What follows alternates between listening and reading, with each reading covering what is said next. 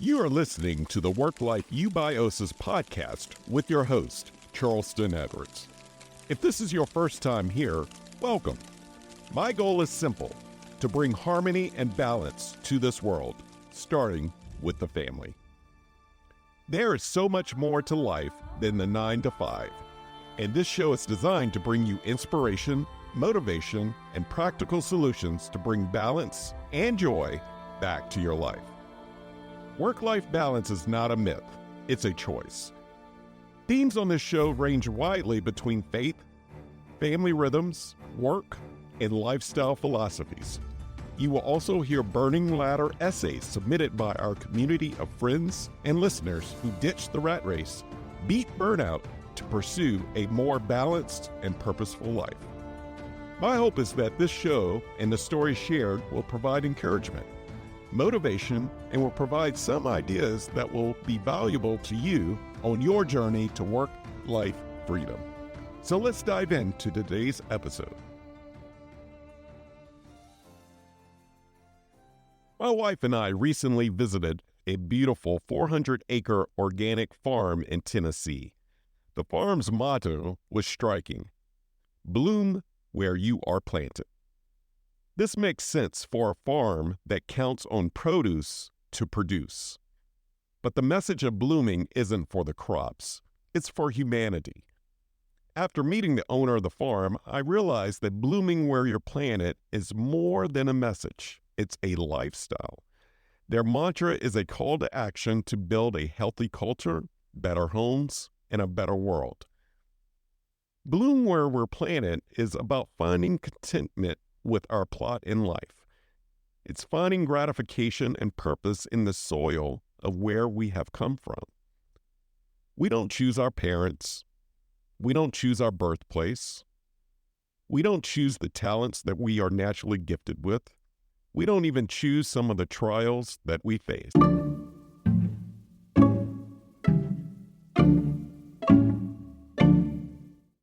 Our soil matters. This is where we find our roots. We must be grounded, growing, and strengthening roots to bloom and to bear good fruit in this world. Where we've been planted is a sign of where our purpose resides. What's beautiful about this harmonious illustration is that every single soul on this earth has their own unique ability, own unique purpose, and own unique bloom.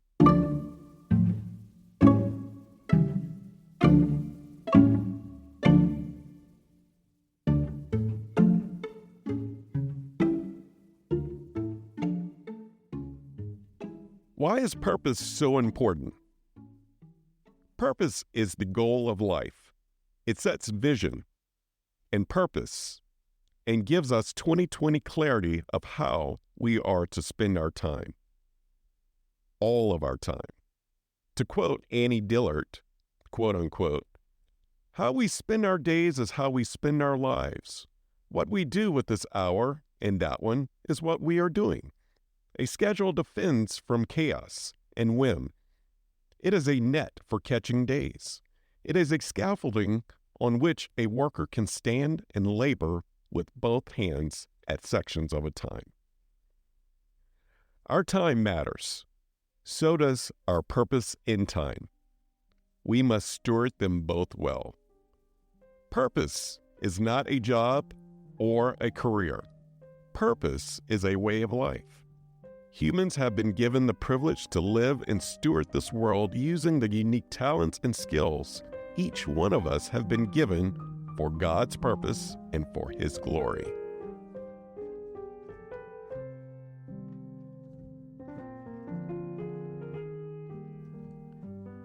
Let's dig deeper. What does it mean to be planted, and what does it mean to bloom? I'd like to challenge us to think about bloom where we've been planted as a life of purpose. To have a life of purpose, we must embrace 4 characteristics: contentment, service, presence, and rhythm. Let me repeat that. Contentment, service, presence, and rhythm. Contentment is to look in our hands. Before Jesus fed a crowd of 4,000, he asked his disciples how many loaves they had. That question is an application we should carry with us in our decision making. Jesus was asking what they already had in their possession, not where they could get more resources to be successful. For many of us looking for success in our work or more time to our day, we need to look at what comes naturally to us. What do we already have? Where are we already planted?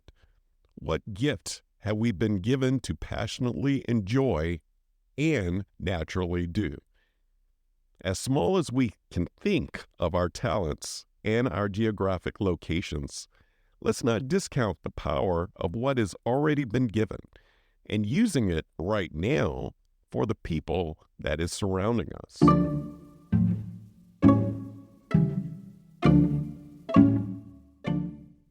Let's look at the second characteristic, service. Service is to let our light shine. Our light is for other people. The pace of our society pushes us to be too busy to be neighborly. One of the best ways to give back in this world starts right in our own neighborhood. For some of us, this passion for service needs to be reignited at home. When we shine our lights bright, our neighbors and our own family should want to put on sunglasses. That light is in a simple hello, or dropping off a random gift or meal, or washing the dishes, or just seizing the opportunity when a need presents itself. Service is contagious. Never discount the power of a smile, a willing heart, and a lending hand. We don't all have to go global or viral. Our lights are bright enough for right where we are planted. That's all that matters.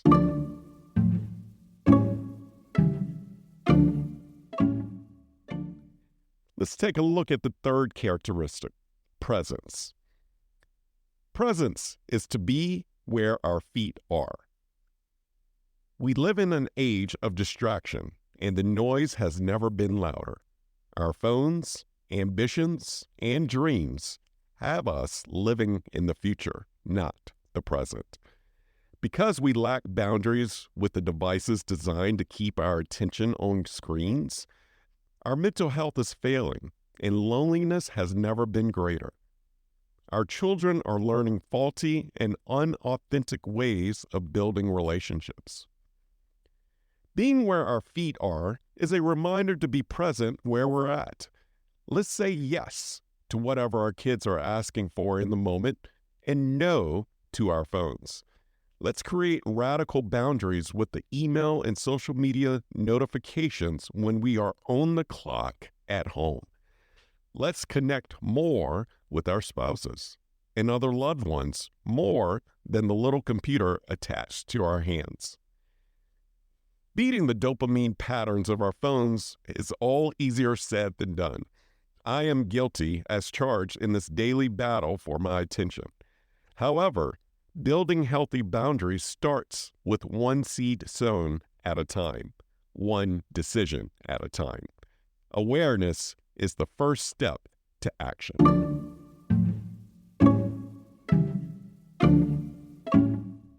Now let's look at the last characteristic, rhythm. Rhythm is to embrace our season. Greatness has a different meaning and timing for everyone. In the context of bloom where you're planted, not rushing greatness is equivalent to embracing the seasonality of life. There's a time to sow, grow, harvest, and rest. These are the 4 seasons in a year, 4 seasons of life, and typically the 4 seasons of any project we put our energy to. Not all seasons are great, but they are all purposeful. We must embrace turbulent times as a gift to be strengthened. We must embrace dry seasons as a gift to grow in our trust. We must embrace the blooming seasons to grow in our gratitude. Lastly, we must also embrace the rhythm of rest to grow our faith. King Solomon gave the world tremendous wisdom about the seasons of life in Ecclesiastes 3. In the first 2 verses, he says, "To everything there is a season and a time to every purpose under the heavens. A time to be born and a time to die. A time to plant and a time to pluck up that which is planted." All of Ecclesiastes 3 can be summed up by saying that life happens under the ordinance of God, and we are to be joyful where we are planted to do our work. Let's take a quick break. This episode is brought to you by Own Your 5 to 9, an organization committed to freeing families of the rat race and burnout. Every organization has a leader, mission, and a set of values that drives the organization. But this is commonly missed in the most important organization in the world, the family. An organization has one mission for how it will impact the world. Why not the family? An organization goes into strategic planning to align its values, mission, and projects. Why not the family? Whose Home, a strategic planning guide for families, is a workbook and a tool needed in all households. Whose Home takes a strategic planning approach with 10 guided exercises to define your core family values, family mission, and tools to operationalize how your family does life together. If your family is facing big decisions, Whose Home is for you. If you're considering a career pivot, Whose Home is for you. If you desire more intentionality and harmony in your home, Whose Home is for you. Create a healthy culture, not a hustle culture, at home. Visit ownyour5to9.com to claim your copy today. Why is purpose important in eradicating burnout? I've intentionally dedicated all of January to orbit around the word purpose as a starting place for burnout recovery. Purpose is all about getting back to the roots of our existence. We must know how to answer these next 3 questions. Why do we do what we do? What is the purpose of life? Why is purpose important? With a focus on purpose, we can interrogate false scripts and old belief systems about our identities. In going deep into the purpose of life and what role we play in this world, we can find a new fire to burn and purify our motives. If you're in a state of burnout, or you're in a lethargic state of punching the clock every day, or numbing out on the couch every night, please seek help. This is not a way to live, and God has greater purposes for you and for all of us.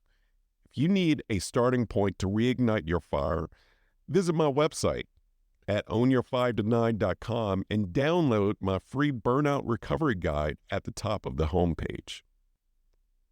Knowing our purpose helps us get back up after burnout. Knowing our purpose also helps us flourish in the moment when we know why we're here on this earth, in this time, this location, and in this situation. In the dark times when no one can see us, when the accolades are silent, it's the purpose that will continue to light us up. Bloom Where You're Planted is a reminder to seek God and live life on purpose, where you are at. In that location, whether it's at your home, community, or workplace, find contentment, find a way to serve, be insanely present, and ruthlessly embrace your season of life.